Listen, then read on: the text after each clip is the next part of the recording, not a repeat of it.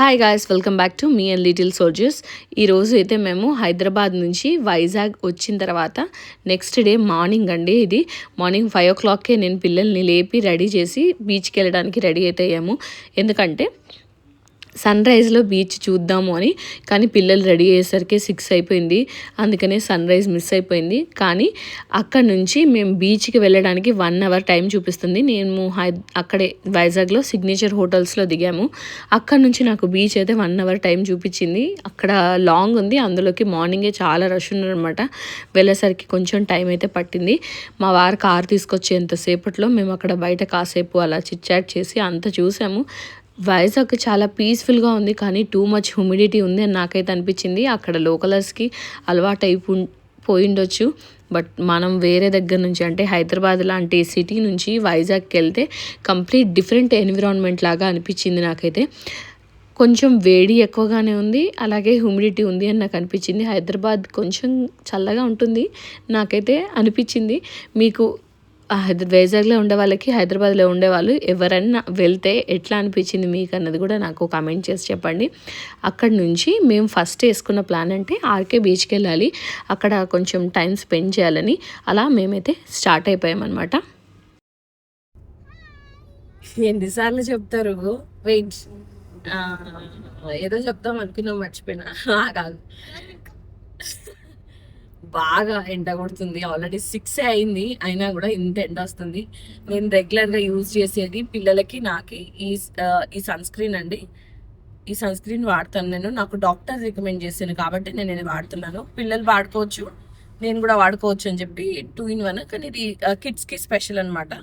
దీన్ని నేను యూజ్ చేసుకుంటున్నాను. మొత్తం ఫేస్కి, నెక్ బ్యాక్, హ్యాండ్స్కి మొత్తం మీద అప్లై చేసుకుంటే బర్న్స్ అనేవి కాకుంటుంది. SPF 50 ఇది మంచి ప్రొటెక్షన్ ఉంటుంది. చాలా ఆల్మోస్ట్ 2 years నుంచి మేము ఇది వాడుతున్నాము.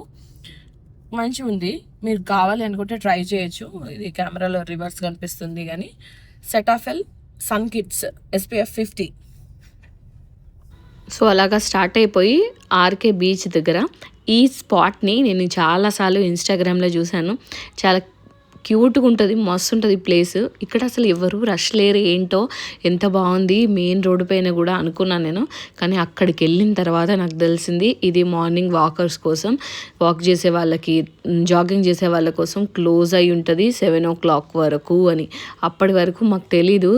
మేము మంచి ఇక్కడే ఎంజాయ్ చేద్దాము ఒక 1-2 hours పిల్లల్ని ఆడిపించుకొని. ఎందుకంటే మేమున్న హోటల్కి ఇది చాలా దగ్గరగా చూపించింది, 15 minutes అట్లా.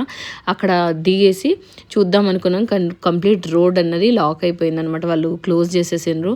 అందుకని నేను బాబు ఇద్దరం కలిసి దిగి రోడ్డు క్రాస్ చేసుకొని అటు సైడ్ వెళ్ళి బీచ్ చూద్దామని చెప్పి చూస్తున్నాం. కానీ ఎందుకో వేవ్స్ అనేది బాగా హైట్ మీద వస్తున్నాయి అనిపించింది మాకు. మేము వెళ్ళిన ఆ 1 weekలోనే హై టైడ్స్ చాలా ఎక్కువ వచ్చినాయి. అందుకని ఇక్కడ కొంచెం ఎట్లయినా ఆగనివ్వరు అనుకొని మళ్ళీ మేము అక్కడి నుంచి రిషికొండ బీచ్కి వెళ్ళాము. ఇది కూడా మాకు అక్కడ ఒక పర్సన్ రికమెండ్ చేశారనమాట, రిషికొండ బీచ్కి వెళ్ళండి, పిల్లలు ఆడుకోవడానికి చాలా సేఫ్గా ఉంటుంది. ఈ ఆర్కే బీచ్లో ఈరోజు ఎందుకో అలలు చాలా ఎక్కువగా వస్తున్నాయి, పిల్లలు ఆడుకునేంత సేఫ్ కాదు అని అయితే చెప్పారనమాట. అందుకనే మళ్ళీ అక్కడి నుంచి ఇంకొక 1/2 hour ట్రావెల్ చేసి రిషికొండ బీచ్కి అయితే వచ్చాం. ఒకటి మాత్రం నాకు అనిపించింది, దారి పొడవునా ఇన్ని స్పీడ్ బ్రేకర్లు ఉన్నాయంటే ఎందుకు ఉన్నాయేమో అని. బాగా ఎక్కువ ఉన్నాయండి, అవి కూడా చాలా డిస్టర్బెన్స్. మేబీ సేఫ్టీ కోసం పెట్టుండొచ్చు, కానీ నాకైతే కొంచెం అన్కంఫర్టబుల్ అనిపించింది. అక్కడ నుంచి మొత్తం 1 hour ట్రావెల్ పట్టింది మాకు మేమున్న హోటల్ నుంచి. ఇక్కడికి వచ్చిన తర్వాత ఇక్కడైతే బాగానే ఉన్నాయి అలలు, పిల్లలు బాగా ఎంజాయ్ చేసిండ్రు, మస్తు సేపు వాటర్లో ఆడుకున్నారు. అక్కడే ఉసుకతో నా కొడుకు ఎప్పుడు ఒక క్యాసిల్ చేస్తాడనమాట. ఆ క్యాసిల్ చేయడానికి వాటర్ ఇంత దూరం వస్తాయి అని చెప్పి ఫస్ట్ చూసుకున్నారు, ఆ తర్వాత స్టార్ట్ చేసిండ్రు ఎక్కడెక్కడ చేస్తే వాటర్ వస్తాయని. ఈ పిల్లలు ఆడుకునే బీచ్ టాయ్ అయితే ఆల్మోస్ట్ కొట్టుకుపోయింది నీళ్ళల్లో. ఆ తర్వాత మళ్ళీ లెంత్ అన్నది చూసుకొని ఎంతవరకు వాటర్ వస్తున్నాయని ఆ తర్వాత మేమైతే ఇక్కడ పిల్లలు ఆడుకోవడానికి పెట్టినామండి. ఈ వాటర్ అన్నది అసలు ఎంత తొందర లోపలికి వెళ్ళిపోతున్నాయో. ప్లాన్ కరెక్టే వేసారు మా ఆయన తీసుకెళ్ళడానికి సర్ప్రైజ్ అని, కానీ రాంగ్ టైం ఏమో అనిపించింది నాకు. ఎందుకంటే వెదర్ కంప్లీట్ డిఫరెంట్ ఉండే అక్కడ. మేము వెళ్ళిన డేస్ అయితే కొంచెం బ్యాడ్ వెదర్తో పాటు వేవ్స్ కూడా చాలా ఎక్కువ వచ్చినాయి. ఎందుకు అంత ఎక్కువ వచ్చినాయో తెలీదు. అక్కడ నేను ఉన్న వాళ్ళని కూడా చాలా మందిని అడిగాను, ఏమన్నా సునామీ ఉందా, ఇంతగానం హైట్ వస్తున్నాయి వేవ్స్ అని. కానీ వాళ్ళు చెప్పారు అలర్ట్ ముందే వస్తుంది, మళ్ళీ సముద్రం చాలా వెనక్కి వెళ్ళిపోతుందని. మేమున్న 2 days అయితే సముద్రం చాలా ముందుకు వచ్చింది.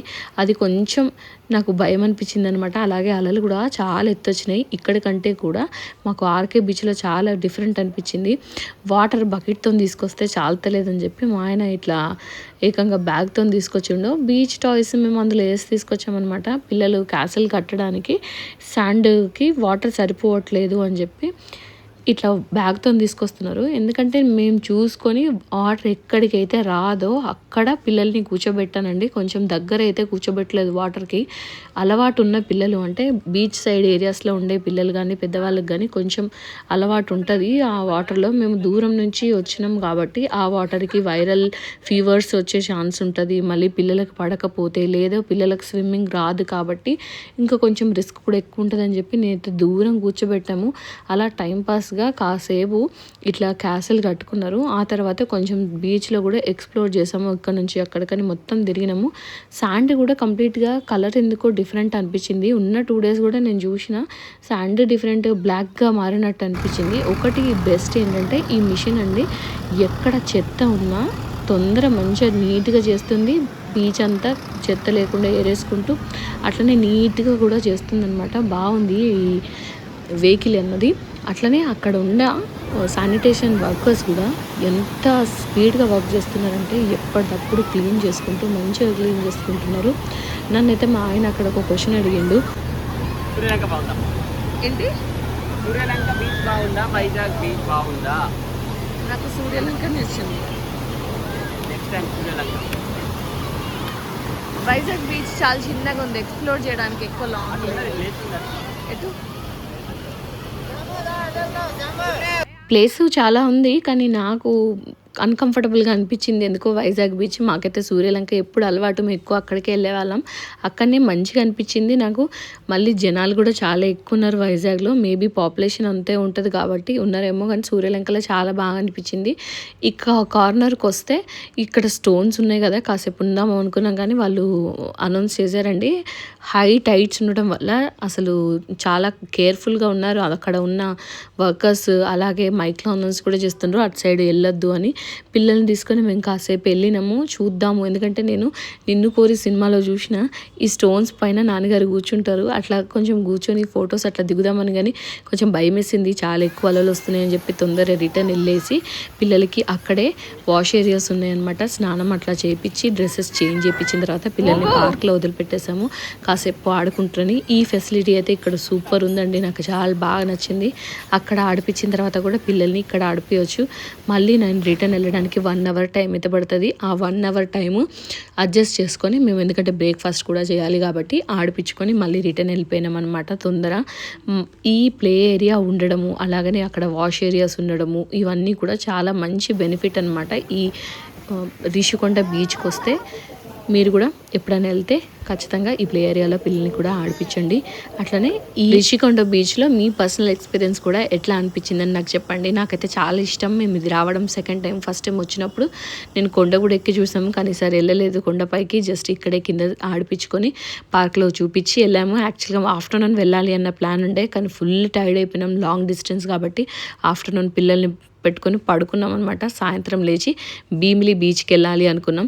బట్ ఆ ప్లాన్ ఏమైంది అన్నది నెక్స్ట్ వ్లాగ్లో చెప్తానండి. అంతవరకు మన ఛానల్ని అయితే సబ్స్క్రైబ్ చేసి పెట్టుకోండి డైలీ వ్లాగ్స్ రావాలి అంటే. అలాగే వీడియో నచ్చితే లైక్ చేసి షేర్ చేయండి. Thanks for watching. Please subscribe.